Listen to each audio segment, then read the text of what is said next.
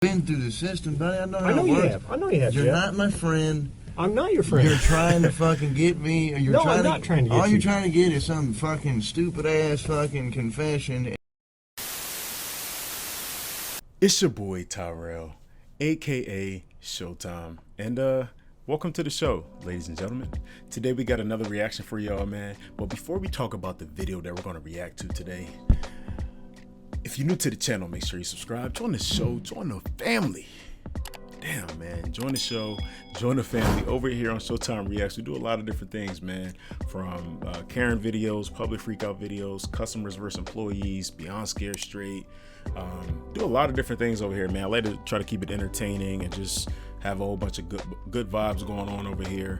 And if that sounds like you, consider subscribing and joining the show and joining the family, man. Right here we got this JCS psychology. I seen one episode of this.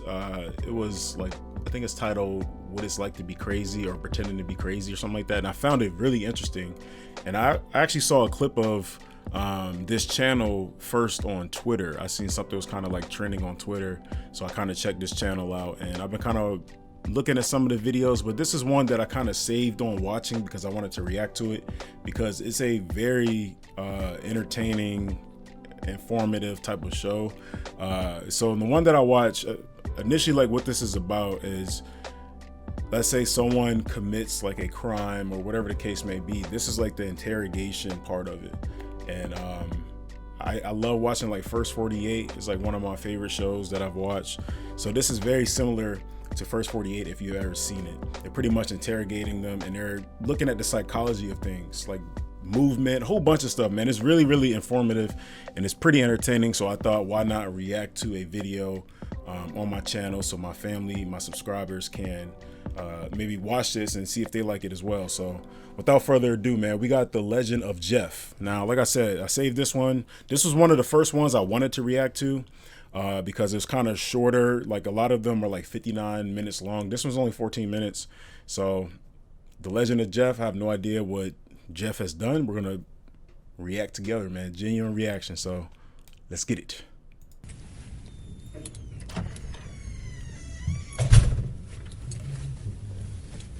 Am I under arrest? For now. I'm under arrest. Yeah, I'll explain everything, but before I explain myself to you, before we talk to each other, I need to read your rights, okay? What am I under arrest for? Well, like I said, I need to read your rights first. Obviously, the charge is robbery, okay? Yeah, I'll explain everything. I'm under arrest for robbery. You are, but let me read your rights real quick, okay? And then I'll explain it all to you. Is that okay? You let me do that real fast? All right, Jeff. Can you read with me? Just read in your head, okay? Before we ask you any questions, you must understand what your rights are. You have the right to remain silent. Anything you say can will be used against you in the court of law. Does that make sense? You've probably heard these before, haven't you? Damn. Does that make sense? Do you understand your rights? Do you understand your rights, Jeff? Yes or no? You got a right to remain silent, Do you man. understand what I read you?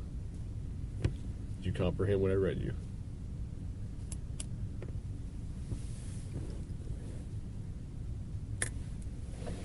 Jeff, I'm just here to talk to you and figure out what happened and move you on out of here, at least some of it. So do you understand the rights I read to you?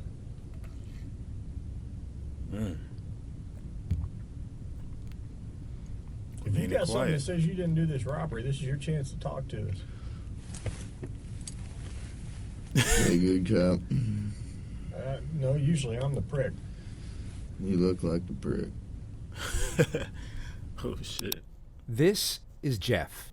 Jeff is a heroin addict and has been for the last 14 years. He is 6'5", weighs 153 pounds, and has now found himself in the unfortunate circumstance of being charged with armed robbery. This is in the state of Georgia, so if found guilty, they will render him the minimum term of 10 years without parole, up to the maximum term of life in prison. Jeff has been through the system multiple times over, and he will know that if indeed found guilty, his sentence will be considerably longer than the minimum 10 years due to his previous convictions. Jeff, do you understand your rights? Yes or no? I'm not asking if you want to talk to me at this point. I just want to know, do you understand what I read to you? So am I under arrest? Yes, you're under arrest. Get me back to the cell. I don't talk to you, motherfucker. Okay. Here you go. You want a Coke? Yeah. You gonna be able to pop it open, or you need me to? Jeff has become somewhat of a cult figure in the domain of interrogation footage. His recognition seems to have grown through his own popularity, as opposed to the notoriety of his crimes, like most others. Conveying the exact reasoning behind this can be tricky, as the interest in this character will no doubt vary by the individual. Yet we've found the most collective reason can be explained through a single pop culture reference: the anti-hero. While the concept is timeless, the actual term was created through the realm of modern cinema. There's a diverse number of characters passing through the decades that fit the criteria. Yet perhaps the most textbook example could be the protagonist from the 2003 feature Bad Santa, a middle-aged man simply known as Willie. This is a character that lies, cheats, steals, swears at children, drinks an inconceivable amount of alcohol, and is generally extremely unpleasant to every single person he comes across. Look who's here, Jimmy. It's Santa. Oh, fucking great. Let's tell him what you want for Christmas. I'm on my fucking lunch break, okay? On paper, this is an extremely unlikable individual, yet for some reason, we root for him while following his story. Anti-heroes are flawed, as are we. Their moral complexity mirrors our own, and just like us, they are learning and growing as they move along the path of life. Their mistakes make us think of our mistakes, and perhaps the reason we root for their redemption is the reflection of ourselves rooting for our own. So you might be curious about the contrast between the anti-hero and the villain. One we embrace and relate to, while the other we despise and detach from. Both are driven by selfish motivations, yet our emotional response differs between them. The reason for this, while not necessarily obvious, is a relatively simple formula. The anti-hero must have a glimmer of humanity, alongside a noticeable vulnerability. This is what allows the viewer to truly connect with the character. It allows us to forgive them when they are unethical, but admire them when they are noble. It allows them to be angry, cowardly, and... That's crazy, bro. I've never heard of that term anti-hero before. But that's what I like about this show, is that it shows you like the psychology, like the mindset behind a lot of this shit, bro. greedy, but also cheerful, brave, and empathetic. Who the fuck is Thurman? Is that you? Is your name Thurman? Yeah. Thurman Merman? Yeah. Jesus. With relation to Jeff, while many of us can't relate to the feeling of being addicted to heroin for well over a decade, we can certainly understand the feeling of sadness. While we may not be able to put ourselves directly in the shoes of an addict, we can somewhat relate to the adversity that comes with it, not to mention the incredible magnitude of the situation he is going through in this video. How he responds to this very moment is quite literally the precursor to his entire future. He is at a crossroad moment in life, where on one side is the possibility of hope, and on the other side is the outright guarantee of despair. The long-term path he goes down will be the consequences of the short-term choices he makes, all of which have to be judged and decided on while going through the early stages of heroin withdrawal. I need methadone. You need methadone? Yeah, you guys can get me that methadone or what? I don't have any. Do you have a medication for it, or a prescription for it? Or? No. What do you need methadone for? 'Cause I'm a fucking junkie and you guys, I can't get no methadone. I'm gonna go through withdrawal here in a minute. Where do you usually get your methadone from? I don't get it. I get heroin. How long you been using heroin? Long time, buddy. What are you trying to talk to me about here? Talk to you about what happened last night. Look, here's the deal. Either you're in a bad set of circumstances, or you went and committed an armed robbery last night. Yeah, All right? I'm in a shitty, wrong place at the wrong time, obviously. I didn't commit no fucking armed robbery. All right, then let's talk about this. Let's I not don't have keep nothing. up I the don't talk act. to the police, man. I think it's in your best interest to. Man. How? I don't talk to you're the sitting police. Here, okay. I've been through the system, buddy. I know how I know it you works. have. I know you have. You're Jeff. not my friend. I'm not your friend. You're trying to fucking get me. Or you're No, trying I'm not trying to get all you. you're trying to get is some fucking stupid ass fucking confession, and you're Got him. You know what's up, man. not gonna get one. Jeff, I'm not going to get a 'Cause- confession out of you for nothing. Exactly, because I And didn't I'm do not trying nothing. to get a confession out of you. Okay, I'm gonna tell you, I didn't commit no armed robbery, And y'all ain't got no fucking evidence saying I did. Let me go. All you did is find me sitting in my buddy's house because my fucking buddy's dog's going ape shit. I go outside. There are cops everywhere. And they spotlight me. They say, come here. I say, what's up?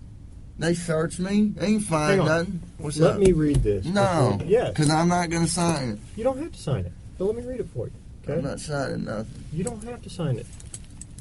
Let me read it. You already read it to me earlier. I know we did, but I'm going to read it to you again. Thanks for the coat. You're welcome. Before we ask any questions, you must understand what your rights are. And here we have our glimmer of humanity. Jeff extends his gratitude in recognition of the small favor the detective has done for him. There is no return benefit for Jeff giving thanks to his adversary, meaning there is an element of selflessness and grace in the act. There may be considerable emphasis on the glimmer of humanity here, but all we need is a glimmer to know that it's at least in there. You have the right to remain silent. If you cannot afford a lawyer and want one, a lawyer will be provided for you.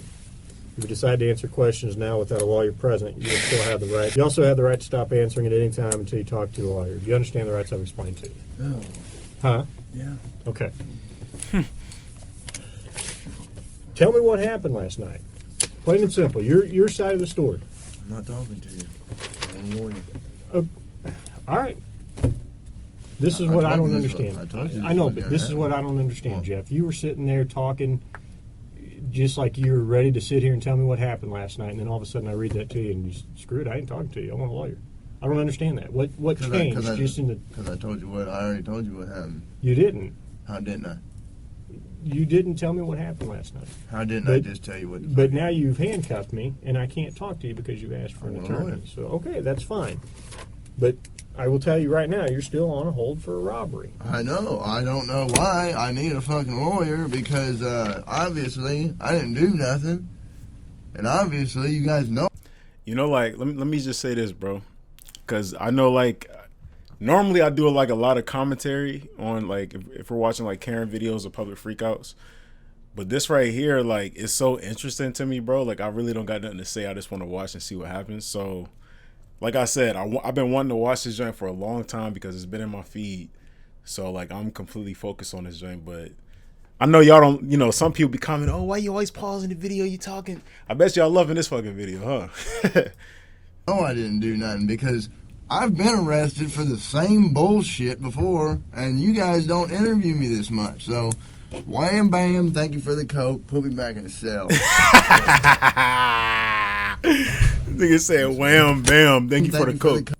The same bullshit before, and you guys don't interview me this much. So, wham, bam, thank you for the coke. Put me back in the cell. That's funny, bro. What's that? Just fuck it. My doctor shit, requires man, no bro. insurance. No copay. And I get to see her as many... All right. I know we did this twice, but I got to do it again every time, okay? Before I ask you any questions, I got to read your rights. You understand that? Okay. Go ahead and sign there. Let me take your Jeff off. Look, I'm not signing nothing. I don't want to sign You don't have to sign anything. You understand your rights, though, right? Yeah. That's all I need is a verbal yes? Yeah. Okay. When's this coke gonna be here? Or is that just a fairy tale? It's coming. He's getting it right now. It'll be in about 2 minutes. He has to walk to the soda machine. That tastes good. Mm-hmm.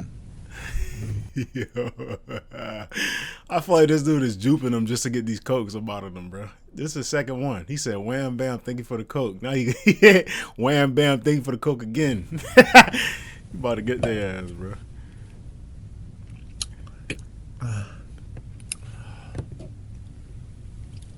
I have enough evidence Like what? of the armed robbery, okay? But, you know, if you're saying you didn't do it, you need to give me your side of the story. I didn't do it. Okay, well, give me your side of the story. You got, convince me. Because I got a lot of evidence. This how you know they be lying, bro. These cops be like, oh, I got a lot of evidence. Like, if you had a lot of evidence, you wouldn't be questioning me like this, bro. Like, they don't have no evidence. Like, come on, bro. A lot of physical evidence. Well, like what? Name the physical Well, I don't evidence. need to, why should I tell you that? I mean, you haven't been helpful to me at all. You don't, because I don't believe that you got any evidence. There's only a couple pieces of evidence I'm missing. Name them. What's that? Name them. Why do I need to do that? You haven't helped me out at all. You give me a little bit, I give you a little bit. We go back and forth. I give you one of my pieces of evidence, now give me a little something. No, anything I say here can and will be used against me. Sure, but anything you say here, I can also tell your parole officer What? you helped me out. That doesn't mean dick. There's no way. I didn't do it. There's no way. How drunk were you? Were you drunk? No, I was pretty sober. So you're in your right mind. You remember everything about the night, right? So you couldn't have done something not remembered. You couldn't have gone and robbed the place and not remembered? Fuck, no. Okay, so you would remember if you robbed the place. So I'm willing to go to the prosecutor, I'm willing to go to the parole officer and say, this guy's a good guy, he helped me out. Hey. I know you don't want to go back to jail, right? Back to prison. Well, fuck. It looks like I am if and you're going to charge me with some bogus shit. You guys don't, I mean, what do you got, really? That I was at a buddy's house and I happened to come outside because you guys were fucking swarming the area and they Which door did you come out of? I came out of the front door. You know what? I'm not saying myself, man.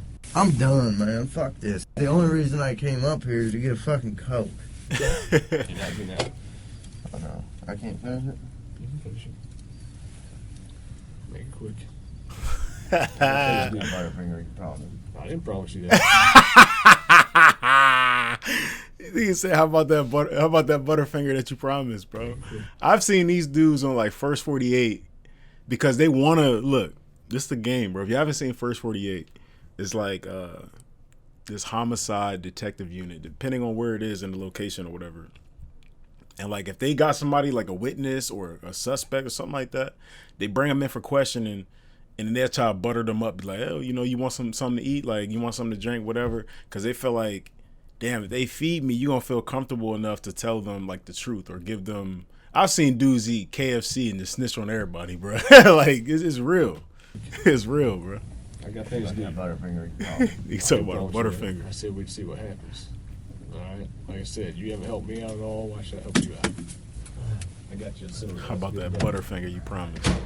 Jeff was released from custody just under 12 hours later. And that takes us to the final and perhaps the most important component of an anti-hero, the conclusion, which unfortunately in this particular case is unknown. The final outcome of this story will vary depending on the source, some with a happy ending, others a cautionary tale. One legend has it that Jeff got clean soon after his release and now works in the corporate marketing team for Coca-Cola, while another states that he was picked up the day after for the same charge and is now facing down a 15-year sentence in Georgia State Prison. If we go by the Hollywood formula, an anti-hero's actions throughout the course of their life are so drastic and single-minded that they only ever lead to salvation or destruction, and their final decision is always dictated by what they have learned and how they have changed throughout the course of the story. The paradox here is that we don't even need the theme of imprisonment to mold the outcome of this particular story, as the theme of addiction is more than enough. Whether he goes to prison or not, Jeff will either manage to get clean and rebuild his life, or he won't.